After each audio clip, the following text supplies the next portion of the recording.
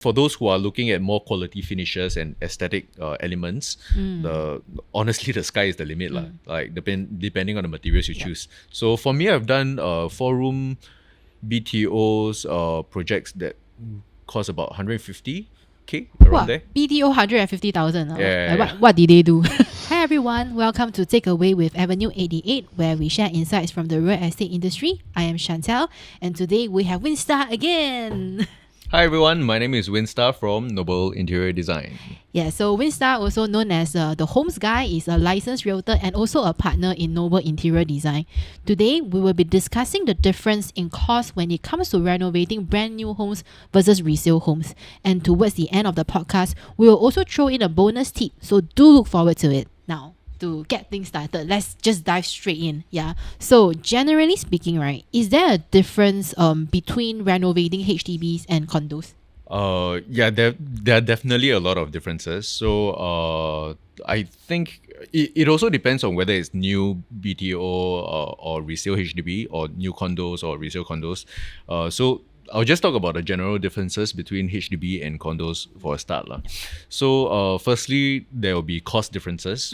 So for example, renovating HDBs, it's generally more affordable. So for example, one of the reason is cost of the ceiling height difference. HDB generally lower and condos are higher. So when we talk about things that are like from floor to ceiling, like full height cabinets, condos will generally cost more because of the material cost lah. Yeah, so that's one. And I think for cost wise, there are also a lot of different factors that come into play, like the regulations as well. So for HDB, typically we submit, if you are tearing down any walls or doing any renovation works, we submit to HDB. And HDB will, the renovation permit will be from HDB. For condos, it will be via the MCST.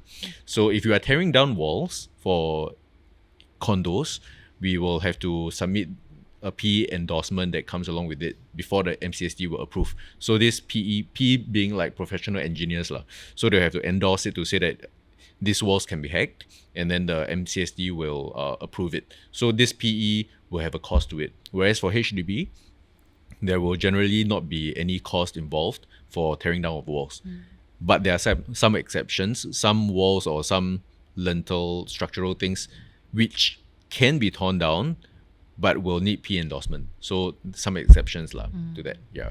So other things would be like, for example, for condos, because some regulations, right? Yeah. Some condos, they are very particular about, there's some blockout period that you cannot have noisy works. So like from 12 to 2 p.m. during lunchtime, for example, they say, cannot have noisy works. So of course, which means that there are lesser working hours, and which means the labor cost will go up. Because technically we hire the person by the day. So usually, like for example, tiling works, usually will take 5 days. Now maybe we need 6 days because of the blockout period. That's true. I actually also did encounter this just not too long ago, that I have this tenant. So he actually works from home in a condo, right? But because his work, he really have to take calls at home, and then so I unfortunately like two units were renovating at the same time. So right, he had to like take his very high value, very expensive business calls, and then there were like all the noise that is like disrupting it, right? So as a result, like he made several complaints to the management, and then the management need to like talk to the contractors. So like I think I've experienced it firsthand, like how within the condo itself, sometimes contractors may need to plan out their noisy hacking work. Like it's not like they have the whole full I think it was 9 to 5, right? I think the permit. Yeah, for HDB it's standard 9 to 5. Correct. Yeah. So for condo, right, it's not like a standard they can hack all the way from 9 to 5. Like actually there were some timings that they actually have to block out. And I did hear from the contractors that like if they were to do that, that means that the work time actually gets extended, because then the people have to keep coming back to do that. So correct. I guess that's a very real thing when it comes to renovating in condos. Yeah. So and all these things do add up little labor cost and material, and like for example the PE cost, which little things add up. And I think so the other difference between HDB and condo is that condos, you can do concealed works, like concealed water pipes, you can do concealed electrical wirings, whereas HDB you cannot. So when you do concealed works, meaning to say that there is the original wall by HDB, you cannot hack into the wall and conceal your wirings and your pipes. Whereas for condos, you can. So concealed works, generally the labor cost is higher because it's not easy to hack, and then you still got to plaster and screed the walls back. But that's saying, so let's say if I have a HDB and then I want to conceal wires, there is still a way to do it, right? Like I can put up, say, like a false wall. Yeah, so for HDBs, right, like BTO, BTO, when you first receive the unit, everything is concealed because it's during the construction process, they conceal all these things. So HDB can do it. But when you do the renovation itself, you cannot do it. The only way that you can conceal your wires is it's supposed to be exposed finish, and then after that you add on like a box up partition wall or like some cabinets to conceal it, or some kind of other box up on top of it. So it just cannot be concealed into the original wall itself. So like to be clear is that cannot conceal into the wall, but I can build like an additional false wall to kind of cover it. Technically, yes, correct. Okay, got it. Yeah, so I think that's good to know. And so let's dive in deeper. Like perhaps we can start with HDB. When it comes to renovation, right, what is the key difference between BTO and resale HDB? Okay, so BTO, think of it like a blank canvas. You go into the house, generally there's nothing there. So you don't have your kitchen cabinets, you don't have your wardrobes. And depending on your whether you opted in for the flooring and doors for your HDB, BTO. So if you don't have anything, then of course you got more flexibility to play with for your selection of materials and stuff. So there's more personalization that you can do, but of course additional costs as well. So the advantage of BTO is that there are newer and there's likely any repairs that you need to make, because I mean if there's any repairs, you just inform the defect. Submit the defects. So it's more of like just installing new things and how you want to design the space. And regarding that, so last year HDB also introduced this thing called the white flats. This white flats basically means that the moment you come into the house, the living and the bedroom area, you don't see any internal partition walls or any visible beams. Yes. Yeah, so it's actually very nice. Yes, I love it, man. When they release it, right, I was like, oh, that's so cool. Can you imagine like a 1,000 square feet of space, and then it's like wallless. There's like so many possibilities. Like it's super exciting, but I cannot buy. You earn more than that. Okay. So the good thing is it's very flexible. You can customize the space however you want, and I think especially nowadays there are a lot of new couples that I meet, or even people who buy BTOs, right? They want to reconfigure the layout, they really want to play with the entire design, so these are good for them. So whereas if you were to take a new BTO and then there are walls, right, and you want to reconfigure, means that there are extra costs that you want to tear down the walls, tear down everything, then redo again. So that's good So that's for BTOs. So talking about resale HDBs, right? Then there are a lot more things that you need to do So you need to consider whether it's just going to be a minor renovation. Most people, if they buy a resale unit, right, maybe most important is they want to revamp the toilets as well as the kitchen. Then some people, resale units, they want to tear down everything and redo based on what they want. So for resale units, there are a lot more things to take note. Like, for example, sometimes when you hack certain things, because along the years, the previous homeowners might have already added a lot of different things to it. And then when you tear it down, sometimes then you realize, certain things can do, certain things cannot do. Yeah, that's right.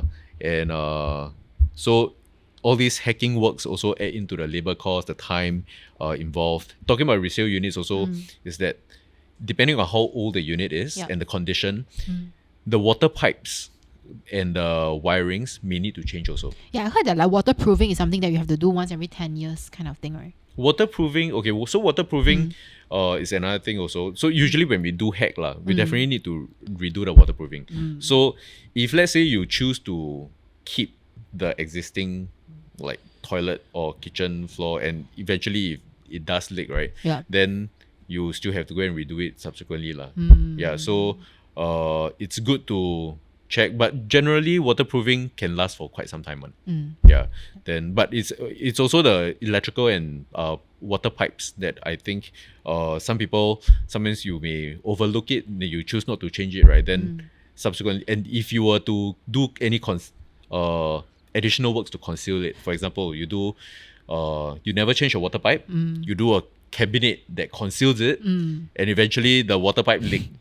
Then you got to go and tear down the entire cabinet, or like do adjustments to go and fix the water pipe. Then you got to erect the thing again. Yeah, they're like additional costs. Like at first want to save money, in the end have to spend more money. Yeah. Right. Yeah. So okay, let's put this into a real life example. So like if we were to compare a 4-room HDB, right, resale versus BTO, what would be the cost difference be like when it comes to renovating? It varies a lot. So like BTOs, there are packages out there as minimal as 8K or less, depending on what you do. So there are 8K packages out there, and for more extensive works, like you need to do the flooring, carpentry works, and stuff like that, it can range from like 50 to 80K.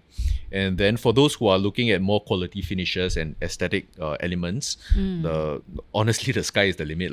Like depending on the materials you choose. So for me, I've done 4-room BTOs projects that cost about 150K around there. BTO 150,000. Yeah. What did they do? Okay, so this homeowner, all the walls that can be torn down, they tear it down, and then they did a lot of cabinet works, carpentry works, a lot of storage cabinets, and even for the cabinets itself, the laminate that they choose are all anti-fingerprint, more costly. The handles that they choose, and for the flooring will be large format tiles. So it's very extensive.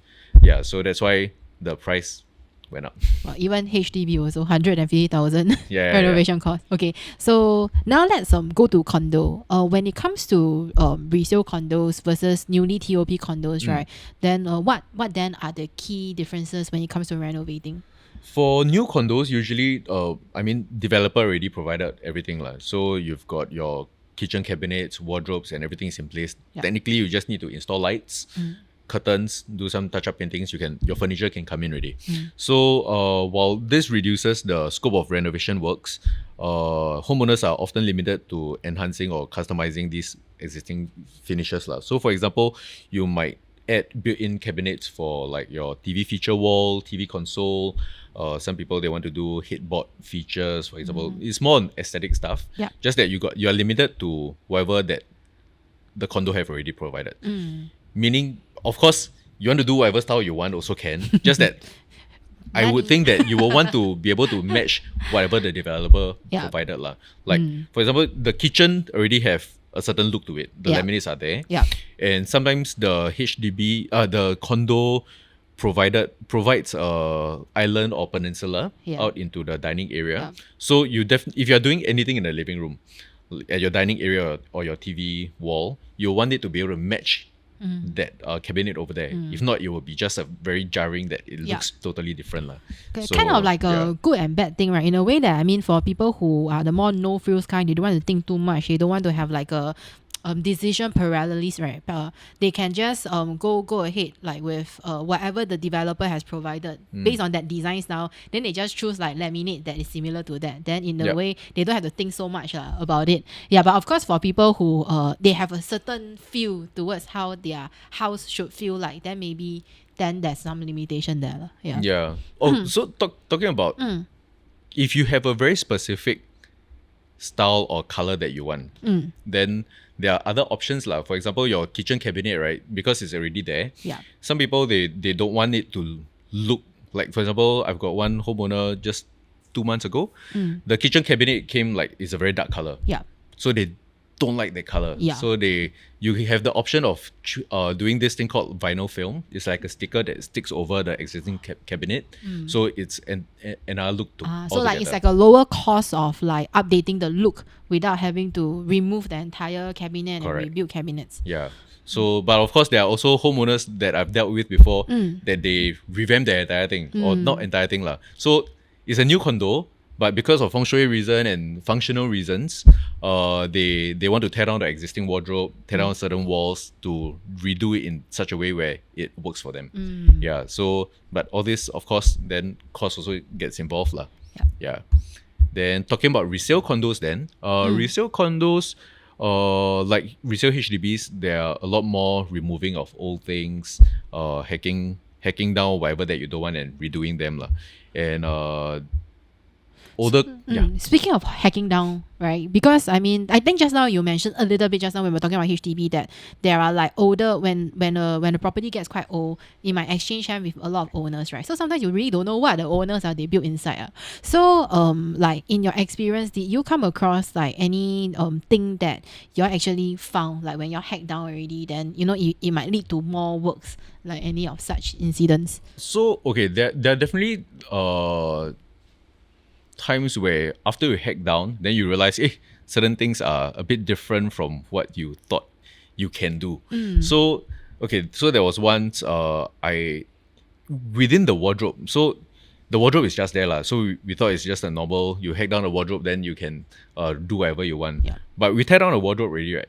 Then we realize, there's one big, like a big pipe that is running across. The pipe behind the wardrobe. Yeah, which is it's a resale condo, and it's just at a very small corner at the floor area, which means the homeowner actually thought that they can put a bed there. But after tearing down the wardrobe, then they realized, how come that space got this pipe thing? Then they cannot put it there. So that's one. And then more recently, I also did one that so behind the toilet bowl, there's this half wall. Yeah. We tear it down already. Then we realize that there's this structure thing also at the bottom. Like there's metal structural steel beams in there, which cannot be torn down. Yeah. So after tearing that down, then we realized that's there. Then the homeowner was like, then they got to erect the wall back up again. Yeah. So certain things are not reflected in the floor plan also. So it's very hard to tell. And I think and more recently, this is I think something a bit newer. Yeah. There's this condo where we wanted to hack down the walls to the for the bedroom that is nearer to the living room to enlarge the living room. So the homeowner wanted the living room to look bigger. So hack down the wall. Then we wanted to hack the bedroom flooring, which is existing. It's a vinyl flooring. Remove the vinyl flooring, hack down the floor to match the floor tiles that's outside. Right? Yeah.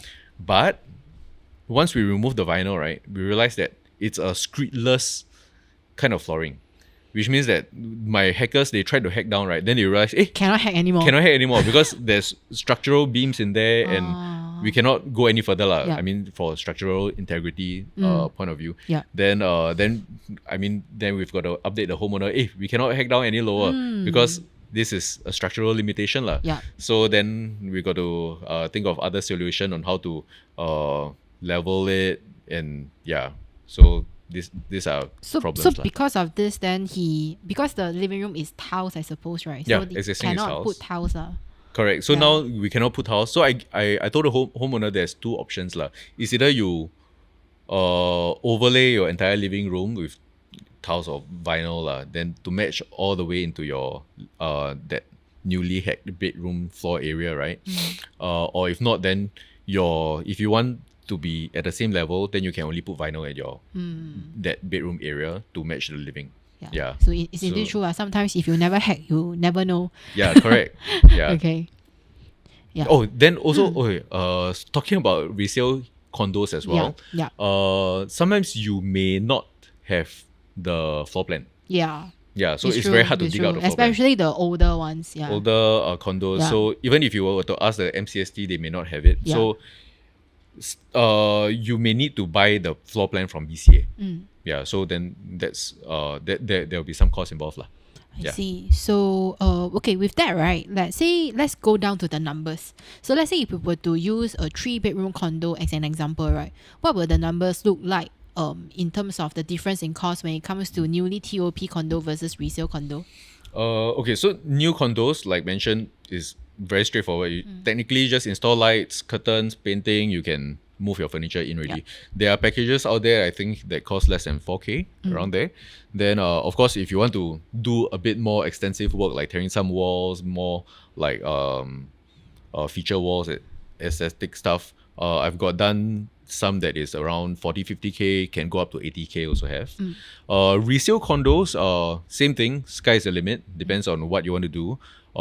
Minor ones, like if you're just doing kitchen and 2 bathrooms, maybe like 40K around there. Then there are, if you're doing a full revamp, it can cost up to 100 and upwards. Yeah, I've done resale condo units that are around 180 to 200K around there. Wow. Yeah. Now that's good to know, right? So thank you for the clear breakdown. So many numbers. Yeah. So now for our bonus tip, I'd like to ask, is there any hidden cost, right, when it comes to renovation codes that homeowners should take note of? Because I often hear from my friends who doing renovation that sometimes at the end of the day when they got their bill, right, it's actually higher than what they were first being quoted. So like maybe you can share a little bit more on that. Okay, I don't think it's very nice to say hidden cost because it's a like a very taboo word, right? Like the contractors or IDs always out to like Scam people. scam you kind of thing. But I think it's important to choose an ID that has foresight, who is experienced, and know what are the potential costs that might happen, and let you know beforehand. So, for example, condos, you need to know that like you need you need a PE, professional engineer's endorsement. These are the things that you need to bring forth to homeowners. Homeowners should know. And for example, what else? So cost like if potentially it's a resale condo, resale HDB, you potentially might need to rewire, or you might need to do change the entire water pipes. What are the potential costs that are involved? And for example, the tabletop material that you choose, usually IDs or contractors, they'll give you like a fixed price. Then depending on the material that you choose subsequently, there may be a difference in pricing as well. The laminate that you choose also, all this will affect lah. So I think the cost, all these there will be all these variables. And also, especially for resale works, there might be some kind of rectification works, like what I mentioned earlier, right? You hack ready, then you know that certain things can do, certain things cannot do. Or rather, you hack this thing ready, then you realize, you hack this wall, but the entire wall come down, for example. Yeah, for example. Then now you got to erect new walls and stuff like that. Or like sometimes I think there are tiles on the floor and there's tiles on the walls. Then maybe they just want to do something to the tiles. They just want to hack the tiles on the floor. But in the process of hacking the tiles on the floor, the tiles on the wall starts to crack. Like that can also happen, right? Correct. Yeah. So there are all these variables lah. Then of course there are also potential other costs. Is you hack your unit, then your downstairs unit like got cracked walls and stuff like that. Then we got to go and patch all those out for them as well. Then I also mentioned about carpentry. For carpentry works, for example, if you want more drawers, you want more like detailed aesthetic kind of design, shaker style cabinets, your handles, open concept kind of stuff. So all these things can have potential upside to the cost lah. Yeah. Then maybe potential delays also. Sometimes maybe because of the contractor or ID, the planning, or maybe like shortage of materials. So you're waiting for the supply chain to your materials to arrive lah.